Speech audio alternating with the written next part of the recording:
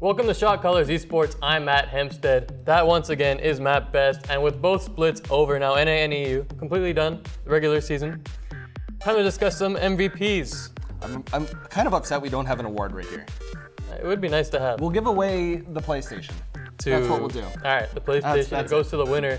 Cut it in half. The NA winner gets half. EU winner gets half. Pretty sick award. NA winner gets all. All right. EU just gets a handshake. Fair enough. So North America, who do you got? So in North America, I think you have to look at both performance and what they've brought to the team, not only in their statistical categories. And when you look no further, that has to be Bjergsen. Bjergsen had to put the weight of TSM on his shoulders to start the split. He had to become that shot caller as soon as Doublelift left. So that's the main reason as to why he's getting the MVP for me.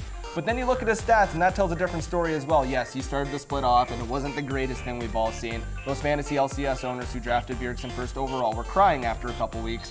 But then he turned his game on. After he got the burden of shot calling off, he gave some of that away to someone else who you have in your back pocket as well. And that's why Bjergsen is the MVP, not only for his on-riff performance statistically, but also being able to lead this double liftless TSM team.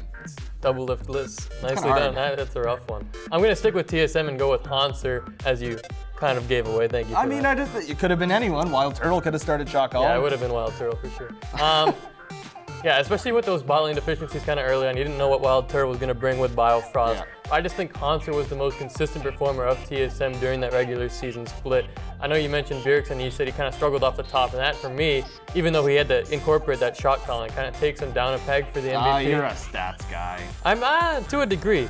Hauntzer, though, I really haven't seen him struggle very often. He's kind of taken the meta as it comes, whether it's the tanks or the Camille or the Rumble. He's just taken everything in stride and performed admirably on. I think you also have to look at when people go into a TSM game and they're facing up against TSM, who do they focus on the most? They do focus on Bjergsen. But so I think that's got kind to of deal with that as well. For the longest time, TSM was this, we're going to camp Dyrus until he's 0-4. And that kind of did carry over into the Hauntzer era too. And I think, you know, Sven Skaren, you mentioned a lot of people focus Bjergsen, but Sven, on the other hand, also favors Bjergsen to a certain degree. So I might even out.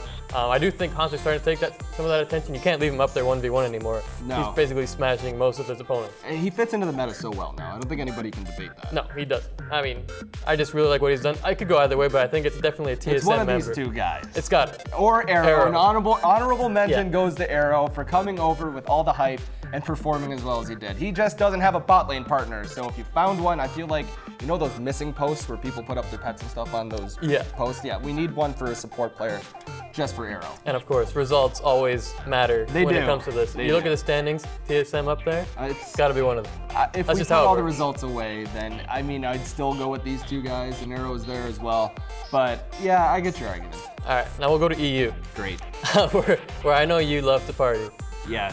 So give me your EU Spring Split MVP. If I had to pick anybody out of all the guys here, it really boils down to two. I've got to go with Vizicachi in the top lane as one of my picks. I also have to go with Sven from G2 as another one of my picks. Did anybody really expect this Unicorns of Love team to perform as well as they did?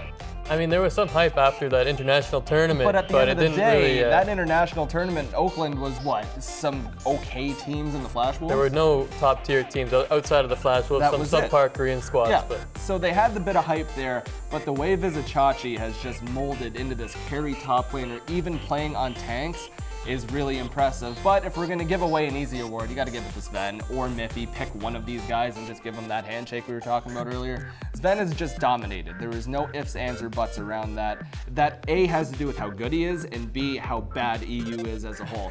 When you have matchups against Rockhat in the first 6 weeks before they turned it up, Vitality, Splice before they did anything, and Old Origin, you're going to stop a few people on the way there. So Sven, Vizicachi, flip a coin, either one of those guys is where I'm going. I'm going to go off the map a little bit and go to Misfits and take Kakao. I really think that he's done a number with this team. Coming out of that challenger scene, people were kind of expecting them to be pretty good, but not to this extent, I don't think. Yeah, we were thinking they were going to be a decent team, maybe finish like third around there, fight for that playoff spot kind of thing.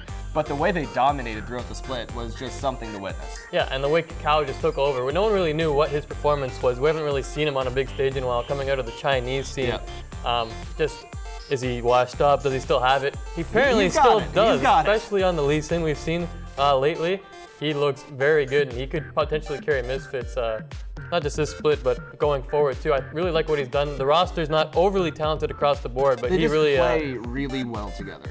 They do. And he's a big part of that, obviously, especially on that Lee Sin and other junglers where he can set fights up. Right. What might hurt him is how Misfits went 1-4 down the stretch, but I don't think that's anything to do with his play. Again, the recency bias that we love so much.